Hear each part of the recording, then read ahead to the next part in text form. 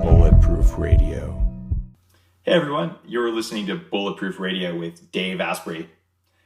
Today's cool fact of the day is about why you're so addicted to checking Facebook and text messages, or maybe why you spend an hour searching but you don't get anything done.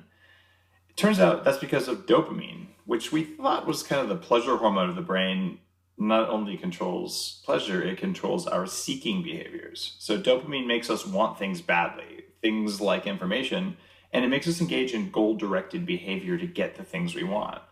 So it's actually our opioid system, not our dopamine system, that controls pleasure. But if you combine the opioid system and the dopamine system, well, then you've got addictive pleasure, and we all know where that leads. Today's guest is Hal Elrod. Hal, you're an interesting guy because when you were 20, you were hit head on by a drunk driver doing 70. You were dead for 6 minutes, in a coma for 6 days, broke 11 bones, and were never supposed to walk again.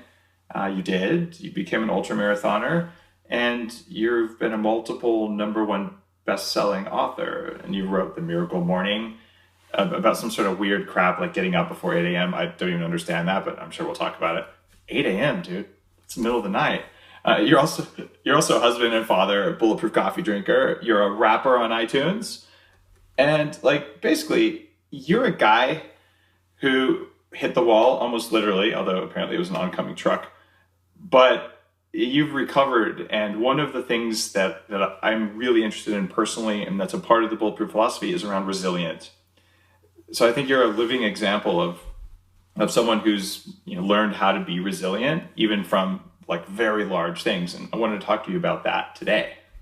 So you sound like someone who's maybe studied Buddhism, and what you described as classical non-attachment.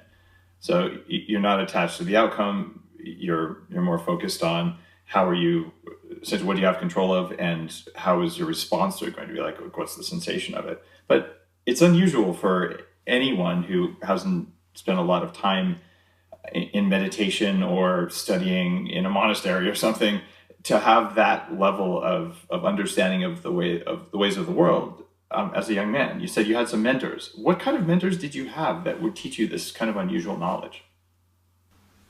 Yeah, so you mentioned Buddhism, and it's interesting, but it wasn't until I read books after my accident, probably 5 years after my accident, I read The Power of Now and some of these books, and that helped me articulate what I was doing without realizing it, which is interesting.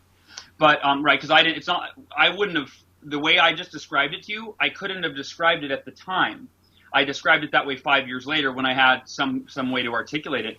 But here was how it was laid out. So my mentor taught me something called the 5-minute rule in my sales training at Cutco. My mentor, Jesse Levine, was my manager. And the 5-minute rule simply said it's okay to be negative sometimes when things go wrong, when they don't go your way, but not for more than 5 minutes. He said, set your timer on your phone, right? Look at the clock. You get 5 minutes to bitch, moan, complain, and vent.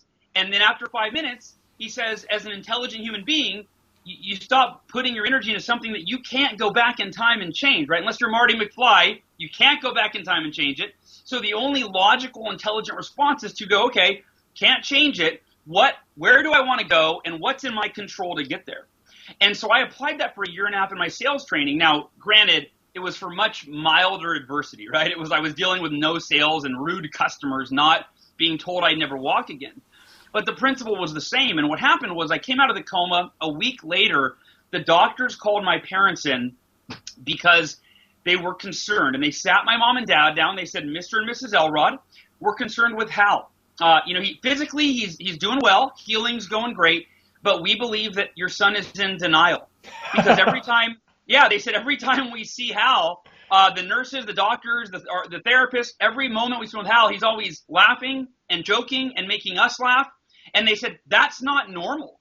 Not for a 20-year-old young man who's been told he's never going to walk again. So they said, we've seen this before where his reality right now is so scary. It's so painful. It's so unacceptable that he's checked out of reality and he's living in a state of delusion. So my dad comes in that night. The doctor said, you need to get him to admit how he's really feeling, feel the pain, sad, angry, depressed, He's got to go through those emotions to get to the other side. So my dad comes in one night and he says, Hal, hey buddy, how are you doing? How are you feeling? We've never really talked about how you're feeling when there's no one around. You know, you have a lot of visitors, but when your friends are gone and family's gone and you're turning the lights off for bed and you're by yourself thinking about that the doctors are saying you might not walk again. You're thinking about what happened to you. Are you sad? Are you angry? Are you depressed? And I could tell my dad had been crying. You know, his eyes were red. He had tears. And I really thought about his questions. I thought, am I sad? Am I angry? Am I depressed? And I looked at my dad and I just smiled. And I said, Dad, I thought you knew me better than that. I live my life by the 5-minute rule. It's been 2 weeks since the accident. I can't change this. So what's the point in feeling sad, angry, or depressed? What's the point in wishing it didn't happen? And that's when I transitioned into what I said earlier, which is I said, Dad, there's only one of two options. Either number one, the doctors are right, I never walk again. And in that case, I accept it. I'll be the happiest person you've ever seen in a wheelchair. Option number two, I'm going to walk again. And 1 week later, I think it was 6 days after that conversation, the doctors came back with x-rays and they said, Hal, Mr. and Mrs. Elrod, and Hal, it's hard, we don't know how to explain it. Your body is healing at an incredible rate. We're going to let you take your first step tomorrow in therapy. So it went from never walking again to 3 weeks after I was found dead, my femur broke in half, my pelvis broke in 3 places. The doctors let me take my first step. And a month after that, I left the hospital. Against doctor's orders, I got back to work. I was selling, breaking records again, using the sympathy angle because that's what I had at that point. But yeah, so that's what happened. Wow, that's an impressive story. You almost used the word miracle there when you were talking. You self-edited that. So why did you cut that out? I doubt the doctors use that word, and I could be wrong. I just, when I re-explain the story in various parts, I mean, there's a lot of different components of that of my story, my accident. Half of it I don't remember firsthand. I only know, especially the first week, I have zero memory of the first week when I came out of my coma.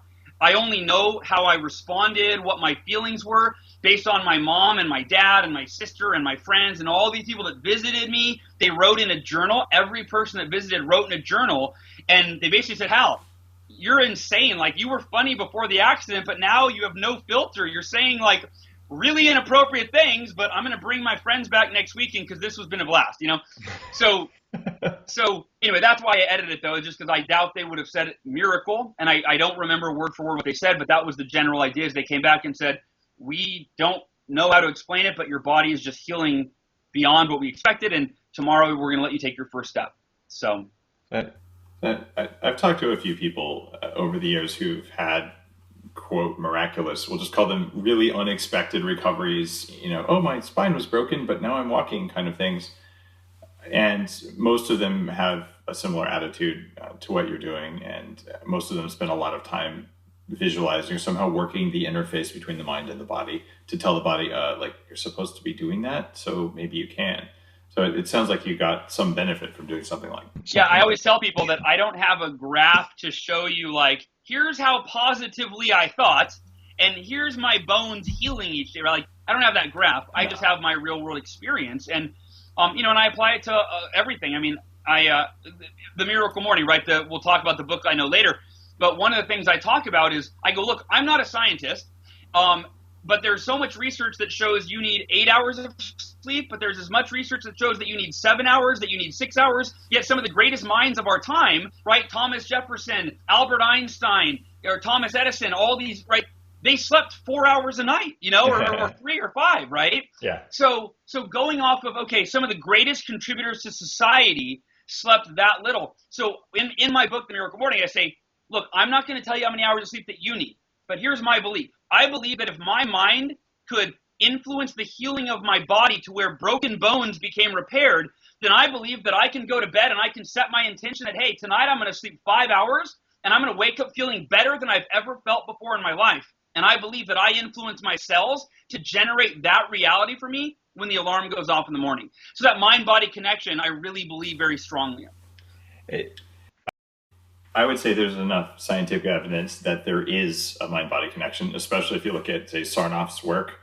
where people with intractable pain, like, oh wait, and he just explains things a certain way, and clinically significant results. Suddenly pain goes away because we're so unaware of how our mind and our body interact. And a lot of the weird stuff that I do with neurofeedback and other forms of quantified self things are around teaching my conscious brain the control systems for the rest of the body that are there, but they're just not labeled, and they're not even that easy to see, but they are there. And it sounds like what you're doing is working those same things in whatever way it works for you.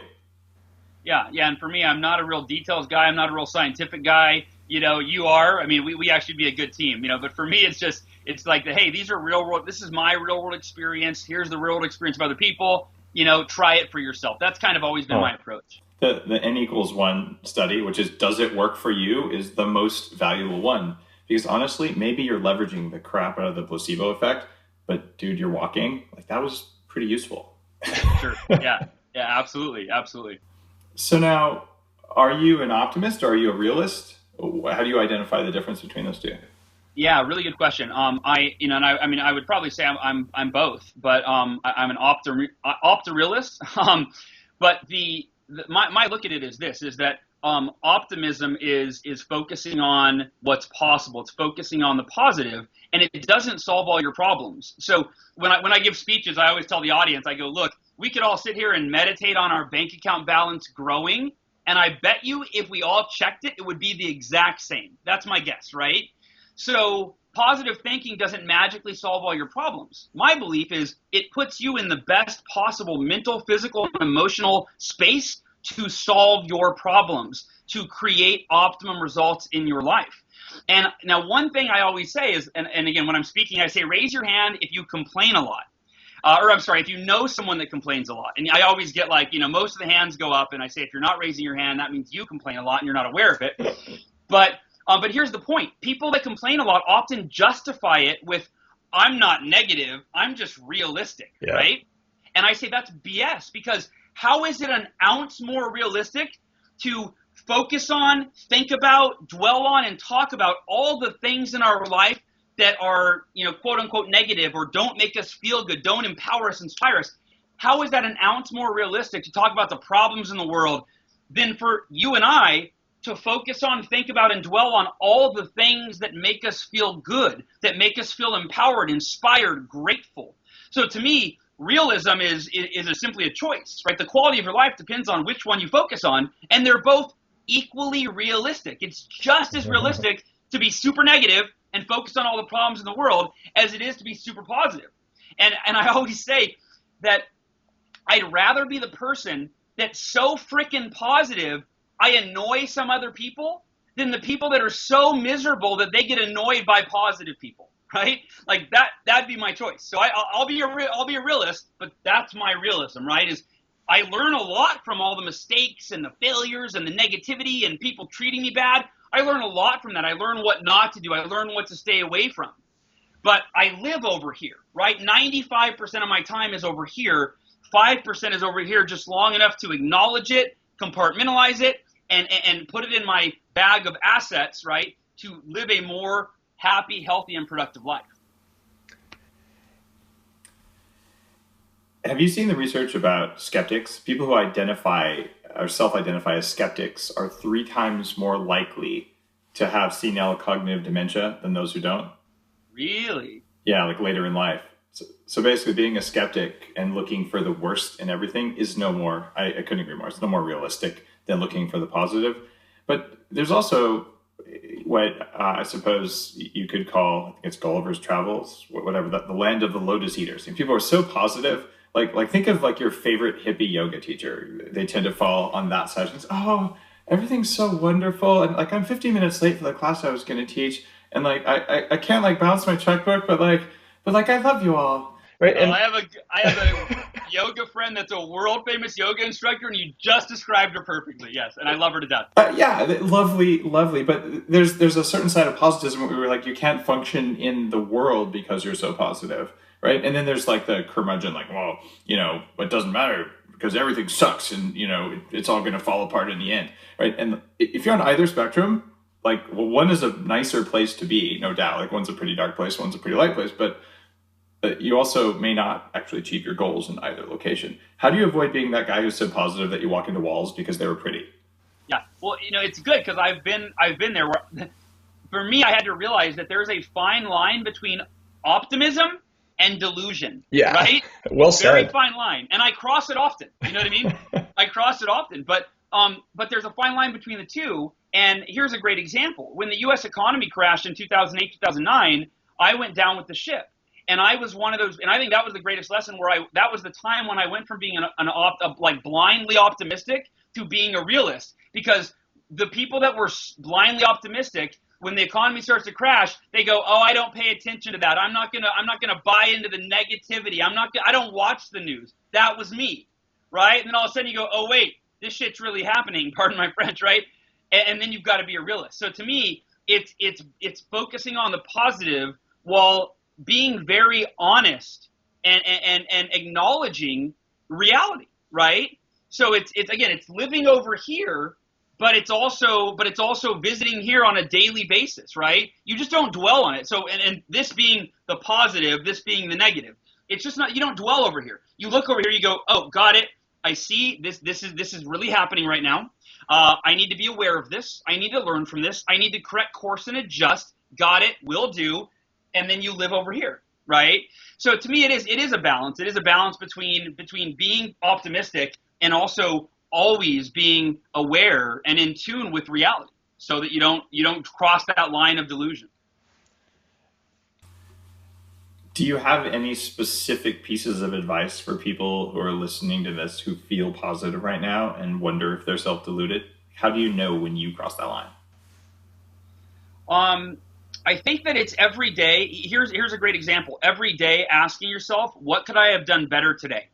I think that's one of the simplest ways to do it. Every single day that you, literally on a daily basis, it's where you can systematically, in fact, you and I were talking earlier, I use the 5-minute journal, right? And they make a hardcover version. I use the app on my phone. There's a morning and an evening. Yeah, you just been on the show, definitely talking about that. So the evening entry, right? One of the questions is, what could I have done better today? And if that's all you do, that's a way to stay in touch with the realist, right? Which is like, okay, I'm not perfect, and it can be painful sometimes to acknowledge where we're falling short or the mistakes that we're making, or right. But if we do it every day, number one, we get a little bit numb to it, so that it doesn't hurt our ego, it doesn't hurt our self-concept. We do it as a proactive approach to bettering ourselves and becoming a better version of ourselves. But that to me is the simplest way to do it. In writing every day, what are 3 things that I could have done better today? And if you do that, to me, that keeps you grounded and it keeps you in touch with where you're not perfect in your execution. You're not perfect in the way that you make decisions and live, but you can get closer and closer and closer by learning from what you're doing that's not optimum and not in line with this page over here of all the perfection and the positivity. That's a great answer. And if you look at that from going back to the Buddhist kind of perspective, what you're doing there is you're keeping your ego in check, because the ego is the part of you that's like, oh, I'm so perfect, et cetera, et cetera. So just keeping an eye on that. It sounds like a valuable approach to walking that line between I feel good and I have a positive worldview and I'm happier and my biology feels safer, and walking into that land of lotus eaters. Yeah, absolutely. Well, speaking and I love what you said about that are late to everything, right? They're late to everything. It's like, hey, you can be positive and also be respectful of other people's time. So sorry.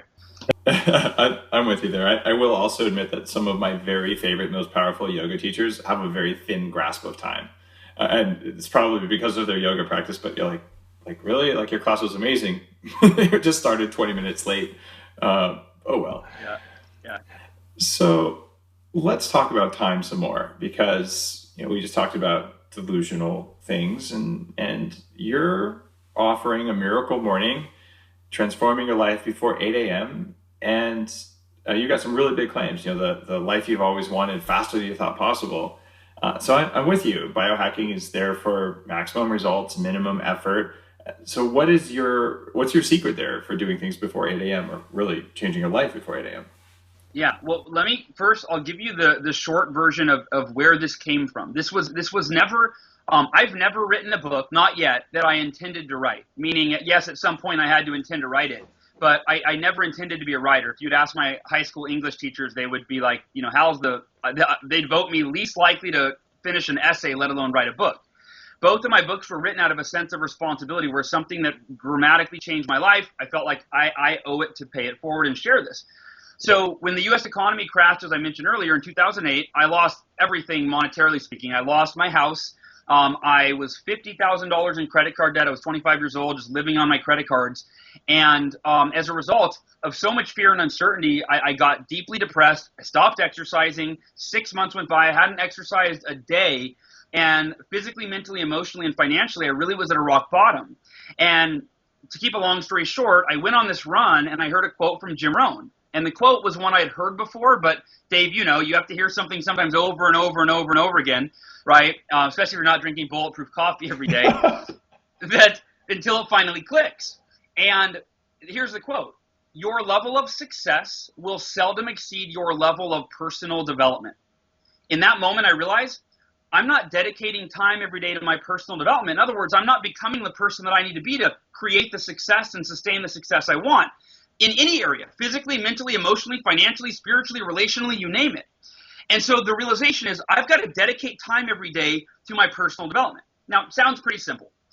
Here's the thing. I was at such a low point that I went home with my intention going, okay, how can I create the most extraordinary personal development routine known to man so that I can accelerate my success, so that I can turn my situation around as fast as humanly possible? And the two challenges were, what am I going to do that, right? That's what am I going to read? Am I going to write? What am I going to do, right? And the second thing was, when am I going to do it? Because like most of us, I was already strapped for time. It's like I woke up at 6 a.m., I worked until 10 p.m., I watched an hour of TV, and then I went to bed, and I rinsed and I repeated. That was my life. And I did it feeling depressed. I hated waking up. I thought about suicide. I didn't want to live this life. It was just getting worse and worse and worse. And that night, I do a little research. What are the best personal development practices known to man? And I'm reading Entrepreneur and Huffington Post and Fast Company. And at first, I'm very disappointed because everything I came across, I had heard of before, right? Like I'm looking for, you're unique in that you give all this stuff like butter and coffee. What? That's not old school. That's like a new thing. You're always on the cutting edge. And we're always looking for that. And that's why I think, there's such an appeal for what you do, because you're looking for advancements. We're always looking for the edge, the unfair advantage. We're always looking for you've been to the You've been to the store, obviously. Thank you. Products and apps to fix it quickly. And I come across 6 practices: meditation, affirmations, visualization, exercise, reading, and journaling. And I go, these aren't new. I need something cutting edge. Couldn't you just read? You could have just read Napoleon Hill and got that done. Yes. Yeah. And I think that was actually the first book I read during my Miracle Morning. Nice. But so what ended up happening was I get over myself and I realized, wait a minute, just because I know these things, I don't do these every day. But highly successful people swear by any one of these. And I thought, what if I did all 6 of them? Because there are successful people that they attribute meditation to their success, right? Russell Simmons, founder of Def Jam, from Run DMC, FUBU Clothing, one of the most successful men in America, he swears by meditation. So I thought, if any one of these can be a game changer, all 6 of them are like personal development on, steroids, on, Bulletproof, et cetera, et cetera. And so then I think, when am I going to do it? I'm not a morning person, but that's the only time that makes sense. I wake up at 5 a.m. I've been reading all these articles. Successful people wake up early. They have a morning success ritual. So I suck it up. I put it in my schedule, 5 a.m. personal development. Here's the game changer. Keep in mind, I was at the lowest point in my life, right? I mean, rock bottom, depressed. It broke, losing my house, physically the fattest, most out of shape I had ever been in my life. That night, I go to bed feeling hopeful for the first time in 6 months. I kind of attribute it to, like, when I was a kid on Christmas Eve. I was actually excited to wake up in the morning because I wasn't waking up to my shitty life, pardon my French, my mess. I was going to wake up to what I thought could be, theoretically, I didn't know, but it felt like it could be the one thing that changed everything. I woke up in the morning, 5 a.m., The crazy thing is I didn't even want to hit the snooze button. I woke up like a kid on Christmas. I jumped out of bed. And I go through these 6 practices. Now, keep in mind, I didn't know how to do half of them. I didn't know how to meditate. I Googled how to meditate. And I'm sitting there, right? And I'm like, okay, clear my thoughts, okay? I'm like, damn it, I had a thought. Like, I suck at this, you know? And I go through all 6. But this was the defining moment of my life. Who I am today results to this moment. At 6 a.m., even though my life was in shambles, I felt incredible. When I say incredible, I felt inspired. I was energized. I was motivated for the first time in 6 months. And I realized if I can start every day feeling like I'm at a level 10, then inevitably my level of personal development, who I am as a person, if I can start every day at a 10, my outer world, now it's at a 2, but theoretically I think it's going to eventually mirror my inner world. And I didn't know how fast it would happen. And to wrap this up with the results, 2 months later, I had more than doubled my income. I didn't get a new job. I didn't switch careers. I didn't get a promotion or a raise. I was doing the exact same profession. I was a success coach doing the exact same profession. I more than doubled my income because of the clarity and the purpose, the energy, all of the things that I got from that morning routine. It made me start every day at a level 10, and I started crushing every day. And if I had a bad day, I got to hit the reset button before I went to bed and start over at a level 10. Doubled my income, and I went from, oh, you want to say something? I'm curious what time you were. I'm curious what time you were going to sleep, because if you wake up at 5 a.m., like that's sort of limiting. And also, I wonder, did you have kids when you did this? No, this was before kids, but I do have a 5-year-old. I do have a 5-year-old and a 2-year-old now. Uh-huh. And I would say there are probably 10,000 parents with kids that do the Miracle Morning every day. And I get emails all the time. They're like, so how do you do this? And how do you, my kids wake up all night. But what happened, so I more than doubled my income. I went from being in the worst shape of my life physically and having never run before, to doing a 52-mile ultra marathon, which I completed 5 months from the first day of the Miracle Morning. I had never run before other than PE class. And then my depression didn't take 2 months to go away. Dave, it was literally gone that morning, or at least it was so minimized that the optimism just overrode the depression. And because it happened so fast, it felt like a miracle. I started calling it my Miracle Morning. I never planned on it being a book. I never planned on it sharing it with other people.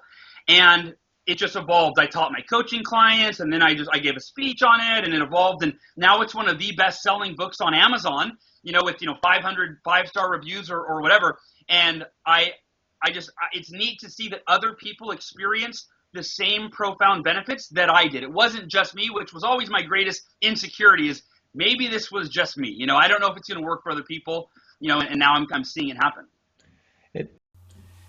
It's interesting. Before I had kids, I went through something similar. For about 18 months, I'm like, all right, I'm just going to wake up at 5 a.m. My circadian biology since I was about 3 has been set where I'll stay up till about 2 a.m. And if I do from like 2 a.m. till 8 a.m., that's 6 hours, and I could do that for the rest of my life and be perfectly healthy. And that would be more than enough sleep. But for me, it was unnatural. But all right, fine. I'm just going to not care what time I go to sleep, but I'm always going to wake up at 5. And my deal is, I know that an hour of meditation can replace 2 hours of sleep. And to this day, it still can.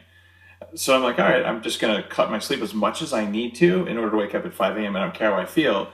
I'm going to do like a set of breathing exercises, a Kriya meditation thing. At the time I was doing Art of Living. And then I would do this really intense energetic meditation thing. And I sort of go about setting my intentions, and it totally rocked. And I found when I had kids though, that it wasn't necessary to do that timing, like that it actually didn't work very well. Because when I would wake up, no matter how quiet I was, kids sense when a parent's up, and then they want to play, right? So you're like, okay, I could go do this, but it takes away from some of the parts of being a dad.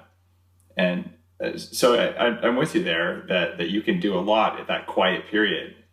Do you think there's any significance to the various religion and spiritual practices who say like the best time to meditate or pray is actually the last third of the night, around the 4 a.m., 5 a.m., 6 a.m., like there's more mojo there, for lack of a more technical term? Is that something you experience? I don't know. I mean, I know for me, so I wake up now at 3:30 a.m. 7 days a week. So I start at 3:30 a.m. 7 days a week. And really, to be clear, I used to post on Facebook, up at 3:30 for my miracle morning, and I didn't realize that I was telling people thought, oh, to do the miracle morning, you have to wake up at 3:30. I'm never going to do it, right? And so the premise of it is waking up. Not most people. Here's kind of the point. Most people wake up because they have to, right? Like they sit there, they go, okay, when do I have to be somewhere, do something, or answer to someone? Okay, and then when's the latest I can possibly wake up to be able to do that? And that's how most people wake up.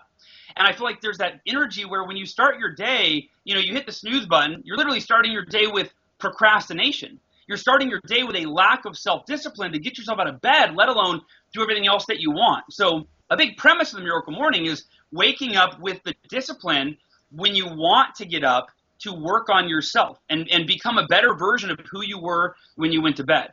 So for me, the meditation, I do it in the morning. I also will do it sometimes in the evening, not every day. But yeah, I think that there's something special about being up before the rest of your household. It really is extraordinarily you time. It really is quiet time. Nobody's calling, nobody's, you know what I mean? You really have that special time that's just for you. My special time when no one is sort of interrupting me is usually 11 p.m. to 1 a.m. Do you find people who do miracle evenings? Absolutely. In fact, I mean, that's probably going to be booked at some point is the Miracle Evening.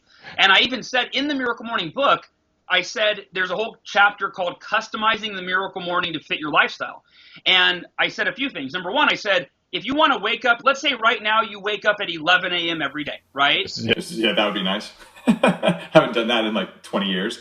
Or 8 a.m. or 9, right? Anytime. The Miracle Morning, like I said, it's about backing that up by 30 to 60 minutes to do an extraordinary personal development routine. So that's it. So it doesn't mean that you got to get up early, right? It just means that whenever you have to wake up, you back that up by 30 to 60 minutes and you do the Miracle Morning. You do what are known as the life savers. And savers is an acronym for those 6 practices: silence, affirmations, visualization, exercise, reading, and scribing, which is a fancy word for writing, right? So journaling, writing your intentions, et cetera, et cetera. So, but I do talk about, you could even do the Miracle Evening. Now, here's the thing about that, though, Dave. Here's the thing about this. Is people go, couldn't I do the lifesavers at any other time of the day? Evening, afternoon, spaced out, whatever. Yes, you can, but they provide benefits that if you don't do them in the morning, you miss out on those benefits for the entire day. I'll just start with the most straightforward one, exercise. Could you exercise in the afternoon or evening? Absolutely. And I still do. I still go to the gym. I still play basketball in the afternoon and evening. But there are irrefutable benefits to getting your heart rate up, the oxygen and blood flowing, right, in the morning, releasing the endorphins, et cetera, to improve your cognitive ability, et cetera. So yes, you could wait. Meditation, same thing. You can meditate only in the evening, but it does calm your nervous system. It does lower your stress. Why would you want to miss out on that benefit, right, throughout the entire day? Affirmations are a great example. Affirmations in the evening, I believe, in a lot of ways, actually have a more profound impact because when you go to sleep, your conscious mind is no longer shifting the focus of your unconscious, right? If you read affirmations in the morning, you then often get distracted with something else, and now the effect it has on your subconscious, it's kind of minimized because it's like now your subconscious has new stimulus that's affecting it. In the evening, you read it before bed, go to bed, no other interruptions, no other distractions. You're really taking those affirmations and really programming the subconscious. But here's the thing. In the morning, your affirmations not only, they do impact your subconscious, but more importantly, they direct your conscious mind, which then directs your action for the day. When I read my affirmations in the morning, it influences what I do during the day, which impacts my results, which impacts my quality of life. So again, you could just do affirmations in the evening, but you're missing out on the profound benefits that you get doing it in the morning. So each of the lifesavers, silence, affirmation, all of those, you could do them at any time that you want, but when you understand the benefits that come and that affect your entire day when you do them first thing in the morning, once you do it, you become hooked. You would never want to miss a miracle morning. Yep, I'm with you on the affirmations. the Napoleon Hill stuff, Think and Grow Rich, he said, put your three most important things. I think it was write your statement and review it, put it on the mirror, review it in the morning and at night. And I started doing that when I was 16. I said that I would make $1 million by the time I was 23. And I made $6 million when I was 26. So it totally doesn't work. I also didn't put and keep it because I lost it when I was 28. But live and learn, right? You should be precise in your language, apparently.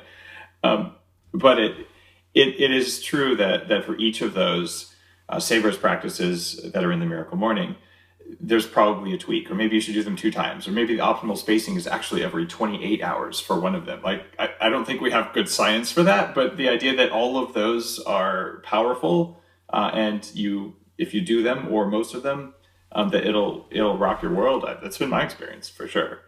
Yeah, absolutely. And that's, people ask me which ones are better than the other. And I go, well, I have my favorites. Affirmations are my favorite. But if I had to pick one that was the most important, I would say it was exercise, because that improves mentally, physically, and emotionally. You put yourself in that optimum state. But again, it's now that I've done all of them and I know each one has unique and profound benefits, I don't ever want to leave anyone out. If I leave journaling out, there's a hole. There's something that I could have experienced that morning that I didn't experience. So yes, you could do just a few of them. If all you did is read every morning and exercise, you're better than 99% of society. So it's interesting too. As you do them, you develop skills and you can get essentially better at them. One of the things I've done is I meditate less now than I used to, because I've done so much neurofeedback that my ability to access meditative states is it's there. And I do a regular, probably once a quarter, I spend a week with electrodes on my head at 40 Years of Zen, which is really made my meditation path progress to the point that, well, if I take that week and I spread it out over X amount of time per day, I'm probably meditating the same amount, but I'm doing it where I don't take some amount of time to get into a meditative state and then some amount of time to come out. I'm just diving in and going as deep as I know how to go. Sort of like running a marathon once a quarter with my brain instead of, running 3 miles a day, 3 days a week kind of thing. So I believe there's probably some optimizations in each of those practices that are accessible, and much of the historical writing about not self-improvement, but all that meditation and various practices around the world. A lot of that was, how do we do that stuff better? And there's so many different little tweaks that come from different things that it seems like the next 100 years of big data and getting more things from our mind and putting it all online and talking to each other in a way we never could before will help us to do exactly what you did. You put together a recipe for how to use these amazing techniques in order to help people do what they're going to do anyway, but to do it faster and better, and obviously with less work than walking around going, everything sucks all the time and I'm not happy and life is hard, and all those messages we play to each other that probably aren't true. Yeah, and it's something that each of the practices is a lifetime to master, right? I mean, you know what I mean? Literally every single one, you'll never achieve your full potential in any of them. Really? Never? I think you can always get better, right? That's my thought. I think that when I say that there's always, the one thing we all have in common is the next level, right? And when I'm on my deathbed, I'll be like, oh man, I was still trying to get better. There was that next level I was working towards on the day that I die. So I think that it'll always be a process of growth and mastery in each of them. And one thing I wanted to mention, probably one of the most popular chapters in the Miracle Morning, and it's also the one that is you mentioned Skeptics earlier. This is the most skeptical. If I heard this, I would be like, that's a gimmick. It's called the 6-Minute Miracle Morning, right? The 6-Minute Miracle Morning. And the way that it happened, again, it wasn't an idea for a chapter. It was one day. There were enough days where I would skip my Miracle Morning because I would wake up. I don't have time today. I got to be somewhere. I got a meeting. I got a morning conference call. And one day I thought, I've got to call in 15 minutes. I thought, what if I do a 6-minute Miracle Morning? What if I do 1 minute for each of the lifesavers, right? And so I go and I do 1 minute of meditation. I just get quiet. I take 50 deep breaths, right? But it was amazing. 1 minute, but I'm calmer, right? I'm clearer. Then I pull out my affirmations, and it really only took me a minute to read through them, right? Now I'm focused. I'm empowered, right? It's like, wow, yeah, that's a reflection of who I can become, who I'm committed to being. I close my eyes and I visualize what I need to do that day to crush the day, to win the day. And I feel I'm ready. Now I saw it. I know what it looks like. Then I do a minute of jumping jacks, right? Exercise. Heart rate's up. I'm feeling good. I'm thinking clearer. Pull out a self-help book, read a page. I get one idea that could change my life. Then I pull out my journal, write down one thing I'm grateful for, and the number one thing I need to do that day to win the day. 6 minutes go by, and it was profound because I realized that was, you talk about biohacking, doing more and less. It was 1/10 of the time, but I would say I got roughly 80% of the benefit in 1/10 of the time. Now, I don't advocate doing a 6-minute miracle morning every day because you can only go so deep in that amount of time, but it shows us that there's literally no excuse to not dedicate at least 6 minutes, right, to our personal development. So, yeah, that was a profound breakthrough that I had in terms of scalability and doing it quicker. I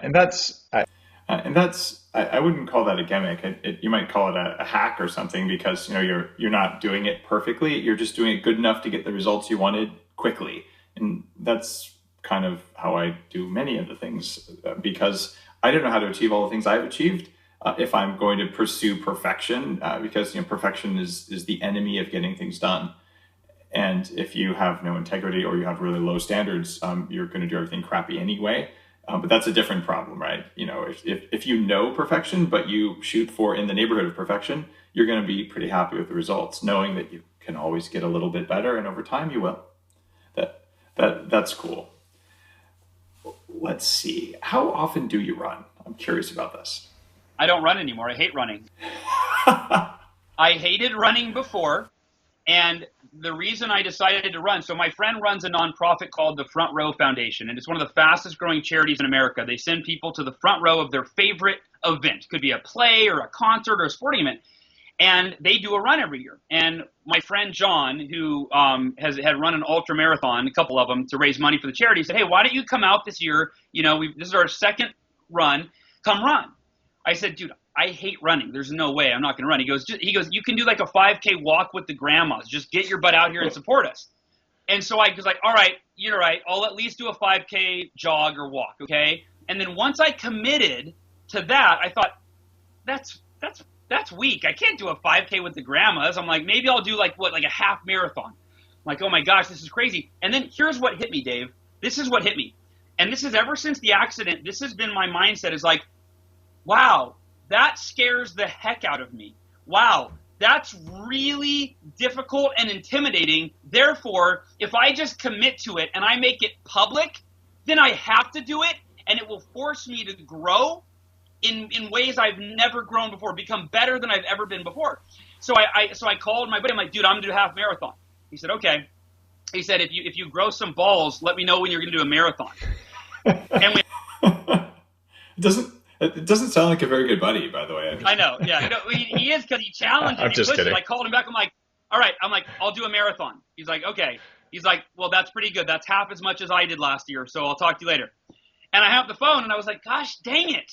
If I don't do an ultra marathon, so I literally, and here's my warped logic. I went, if I could go from never running in my life except for in PE class when you had to run the mile, if I could go from never running to doing a half marathon or a marathon, if I could run 26 miles from zero, then I could run 52 from zero. Like that was my logic, was if I could go from nothing to 26, well, then what's another 26? So I called him back and I'm like, it took me 24 hours, but I'm like, I'll do the ultra marathon, man. Count me in. And it was crazy. And I bought this book called The Non-Runner's Marathon Trainer because it was for people that don't like running, have never run before, and how do you mentally wrap your head around this, and then what's your training regimen. And so it's kind of crazy. This was not an ultra marathon. So this was the Atlantic City Marathon. So what we had to do is we actually had to show up at the Atlantic City Marathon course at 3 o'clock in the morning, 5 hours before it started. We had to run a marathon before the marathon started, and then we ran the marathon with everybody else. And worst day of my life. And at the end, it was so hard. I mean, I was in a wheelchair the next day. I couldn't walk. I was a wreck. And people go, what are you going to do next? And I go, I'm going to check that off my bucket list and never run again in my life. And I've held pretty true to that. So, given what happened to the first guy who ran a marathon, I don't know, maybe that was not a bad strategy. Do you know what happened to the first marathoner? No. It's kind of a joke. I have great respect for people who have achieved running a marathon. But the first guy who ran one, we celebrate his death. He ran from, I think, one city in Greece to another one, and I'm forgetting what cities. And he's like, the bad guys are coming. And then he died of a heart attack. And you're like, he gave his life for his country and all that stuff. But like, we're celebrating his sacrifice when we run. And I believe that you could be a healthy marathoner.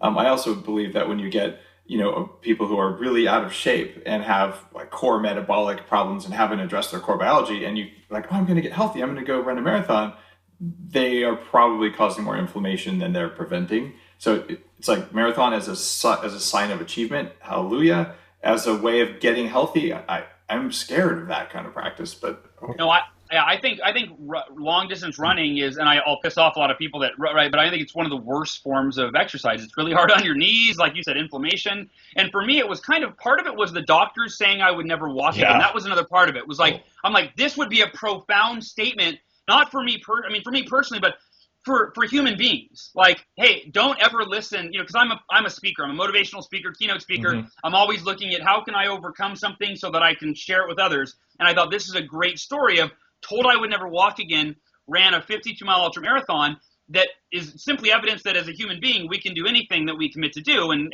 never let anyone else's fears or limiting beliefs limit what's possible for you. No, it sounds to me like you were giving the middle finger to those doctors who said that you'd never run again in the most public, spectacular way you could, and good for you, man. Like, that's awesome. Respectfully, yes. But yeah, I don't mean in a negative way, but just like no, really, like you could do this. So those guys saved your life. That's pretty legitimate. So yeah, they deserve a little bit of appreciation and gratitude for that. Yes. Well, Hal, this has been fascinating to sort of get your perspective on things as diverse as running versus what you do in the morning. And I don't think I'm convinced to switch back to the 5 a.m. wake up time. But you and I do share a lot of practices in common, and I've got great respect for your work. And I'm thankful that you followed that inner vision that said, all right, I need to share the practices that work. I'm going to write a book. I have very similar motivations with what I do. Like this stuff kind of rocked my day, and there's other things that really matter. So let's share it. Yeah, absolutely. What are your top 3 recommendations? And this is the question that always ends the show, but what are your top 3 recommendations for people who want to kick more ass at life? So this is not, savers. That's 6 things. You got to pick the 3 most important things that you know of. Sure, and I can take the savers, of course. But so here's, I wrote a couple things down. Number 1, relentlessly upgrade your circle of influence. I think there's nothing more important than what you could do. Jim Rohn said it the best. Jim Rohn's a pretty smart guy, right? But we become the average of the 5 people we spend the most time with.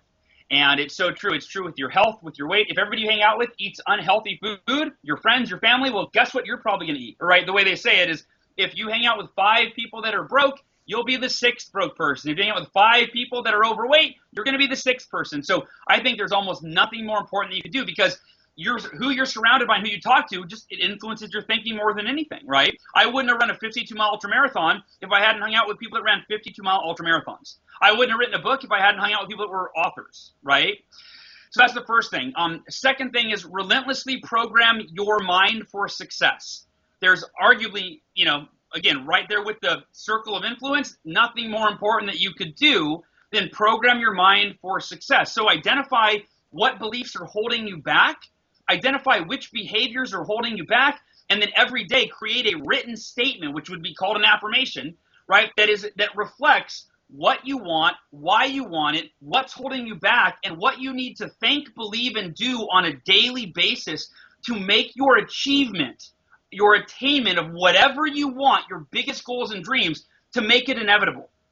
And then number 3, this will be a surprise for you, Dave, and the listeners, create an extraordinary morning success ritual. And I was very, I'll tell you, I was very pleasantly surprised. Are you familiar with Eben Pagan and his work? I don't believe so. What's the name? I don't believe so. What's the name of his work? You have to look him up. So Eben, so go to Eben Pagan, EBEN, ebenpagan.com. He's brilliant. So Tony Robbins interviewed him. He does about $25 million a year as a solopreneur with all sorts of different stuff. But Tony Robbins interviewed him a couple of years ago, and this is my favorite interview. I've listened to it dozens of times. It's always in my car on a CD. And at the end of this interview, Tony just, picked Eben's brain for an hour and a half. He said, Eben, you've given so much value. You've taught so much. If you had to sum it up in one lesson that would make the biggest impact for everybody listening, for their business, for their life, what would it be? And I was very pleasantly surprised. I was actually writing the Miracle Morning when I heard this. He said, the number one thing you can do to take your life to the next level and your business to the next level is create a morning success ritual. He said, make sure that what you do for the first hour of your day sets the context for who you need to become to create everything that you want for your life. And that's where I realized that the Miracle Morning, that's what it is for me. It's the most effective success ritual to ensure that every morning you become a better version of who you were when you woke up that morning. And if you do it every day, your success at any level that you want, it's inevitable. You get there. It might happen when you're 23, or it might happen when you're 26, right? Either way, when you get there, you're like, wow, I see it didn't happen as fast as I wanted it to, but it might happen for some people faster. But eventually you go, everything was perfect, and I'm living the life that I always wanted to, Dave, and you're a living example of that. Well, that's an amazing set. Well, that's an amazing set of three answers. And Eben's site is getaltitude.com. Yes, there you go. There you go. And we'll put show notes to all that stuff in here. I have to admit, I just looked it up. I haven't seen his work before, but I'll check it out now. You'll love Eben. He's very, very cerebral and intellectual like yourself. I think you'll like the way he processes and the way he thinks. Beautiful. Well, Hal, would you please drop the name of your URL and your book, Miracle Morning, so people can buy it and leave positive reviews on Amazon, which are manna from heaven? I'll even show the beautiful cover. Nice. The Miracle Morning. Get it on Amazon. Miracle Morning on Amazon. And then my URL right now, I'm putting on my first live event, Dave. I just went to your biohacking conference. I was there. I don't even know. I don't know if we shook hands or not, but you were so busy. Sorry. I did my best to meet everyone, but yeah, no, it was amazing. So I was at the biohacking conference. My first live event is this December. bestyeareverblueprint.com. I think we have 32 spots out of the 200 left. So bestyeareverblueprint.com, and it is going to be literally unlike any event anyone's ever been to. And I don't say that as a sales line. It's going to be, it's hard to explain, but very experiential. We're going to do things, it's not about what you're going to learn there. It's about what you're going to do that's going to set you up for the most extraordinarily successful year of your life in 2015. So bestyeareverblueprint.com. I'd love for you to join us. Dave, you're invited too, buddy, on the house. Oh, thanks, man. bestyeareverblueprint.com. Yes. All right. Everyone, you got that? You're driving? It's going to take you a while to type it into your phone, which is technically illegal. So you could just pick up Siri and say, Siri, when I get home, remind me bestyeareverblueprint.com. I love it. Yeah, thank you. All right. Hey, Hal, I really appreciate having you on the show. And I'm brokenhearted that we didn't at least get a photo together at the conference. We had like 500 people show up, and it was actually the busiest time I've had in my life, where it was like every minute was like, run here, run here, run here. But man, it was a rocking conference. So thank you for coming. Yeah, you put on an amazing event. I can't wait for next year, man. I'll be a regular annual attendee for sure. Beautiful. Have an awesome day, and thanks again for your work. You too, brother. Take care. I'm back in the t-shirt business because you can get the new Bulletproof Executive t-shirts, and they're better than any t-shirt I've ever made before.